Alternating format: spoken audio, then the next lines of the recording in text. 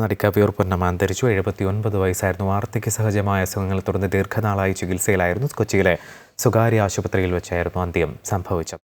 മലയാള cinema ലോകത്തെ അമ്മ സങ്കല്പങ്ങളിൽ ഒഴിച്ചുകൂടാനാവാത്ത മുഖമായിരുന്നു കവിയൂർ പൊന്നമ്മയുടേത്. 6 പതിറ്റാണ്ടായ അഭ്രപാളിയിൽ നിറഞ്ഞുനിന്ന ആ വാത്സല്യം കാലയവനികയ്ക്കുള്ളിൽ മറയുമ്പോൾ അതൊരു തീരാ നഷ്ടം തന്നെ. കവിയൂർ പൊന്നമ്മ മലയാള സിനിമയുടെ സ്വന്തം അമ്മ. ഇത്രയും സ്ത്രീത്വവും തറവാടിത്തവും ഒരുമിച്ച് കിട്ടിയിട്ടുള്ള നടി മലയാള സിനിമയിൽ വേറെ ഉണ്ടാവില്ല. ഉണ്ണിയെ എന്ന് നീട്ടി വിളിക്കുമ്പോൾ നമുക്കെല്ലാം നമ്മുടെ അമ്മ വിളിക്കുന്ന പ്രതീതിയാണ് തോന്നാറുള്ളതും. 1965 തൊമ്മന്റെ മക്കൾ എന്ന സിനിമയിൽ സത്യന്റെയും മധുവിന്റെയും അമ്മയായി കവിയൂർ പൊന്നമ്മ അഭിനയിച്ചു.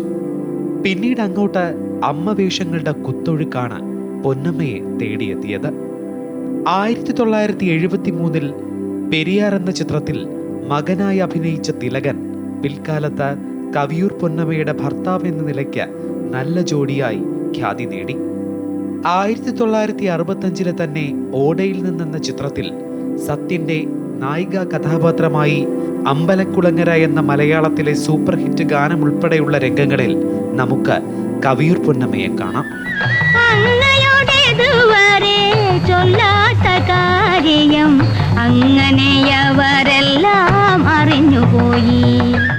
പൊന്നമ്മയുടെ അഭിനയ മികവിന് ധാരാളം അംഗീകാരങ്ങളും അവരെ തേടിയെത്തി.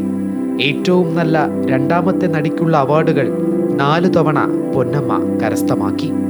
അഭിനയത്തിന് പുറമെ ഗായിക എന്ന നിലയിലും പൊന്നമ്മ ശ്രദ്ധേയയായി. അംബികെ ജഗദംബികെ എന്ന ഭക്തിഗാനത്തിൽ പൊന്നമ്മയിലെ ഗായികയെ നമ്മൾ കണ്ടു.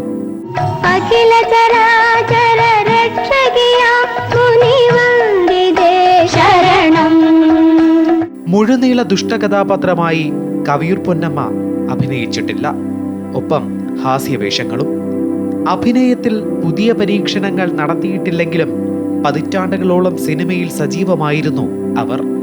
400ഓളം സിനിമകളിൽ അഭിനയിച്ചിട്ടുള്ള താരം മോഹൻലാലിന്റെ അമ്മ വേഷം ചെയ്യുന്നത് കാണാനാണ് ആരാധകർക്കും ഇഷ്ടം.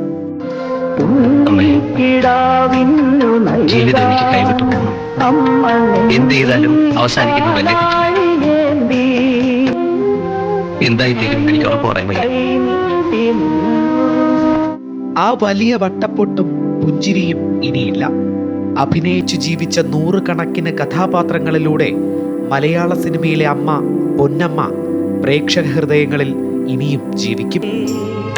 ചെല്ലപ്പൊന്തിടമ്പേ എന്നുമീ കൊതുമ്പ് തോണിയൊന്നും പൂനയമ്പു നീ.